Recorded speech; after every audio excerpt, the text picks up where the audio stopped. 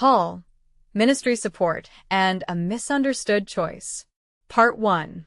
Many believers have been taught that Apostle Paul refused financial support because ministers should not receive support.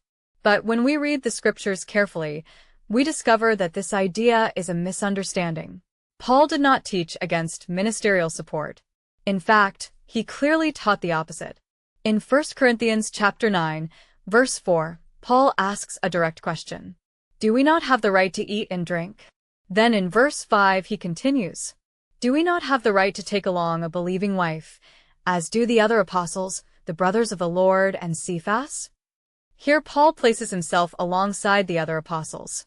He makes it clear that what applied to them also applied to him. Then Paul gives a strong principle in verse 7.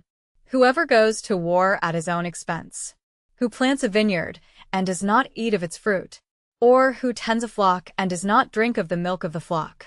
Paul is teaching that labor deserves provision. He then moves from common sense to scripture. In verse 9 he quotes the law of Moses, saying, You shall not muzzle an ox while it treads out the grain. And Paul adds, Is it oxen God is concerned about? Or does he say it altogether for our sakes? Paul's answer is clear. This principle was written for those who labor in the gospel. Then comes one of the clearest statements in the New Testament. 1 Corinthians chapter 9, verse 14. Even so the Lord has commanded that those who preach the gospel should live from the gospel.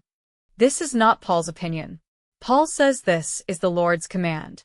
So Scripture establishes this foundation clearly. Ministers have the right to receive support. Paul was not rejecting this right. He was affirming it.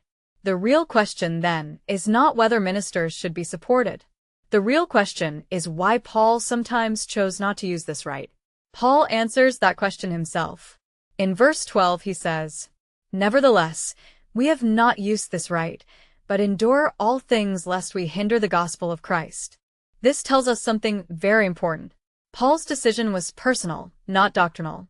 It was situational, not universal. He was not setting a rule for everyone. He was making a sacrifice to protect the message of the gospel in certain environments.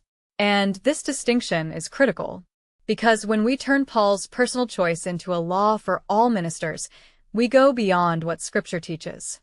In the next part, we will examine where Paul refused support, where he accepted it, and why context mattered so much to his decisions.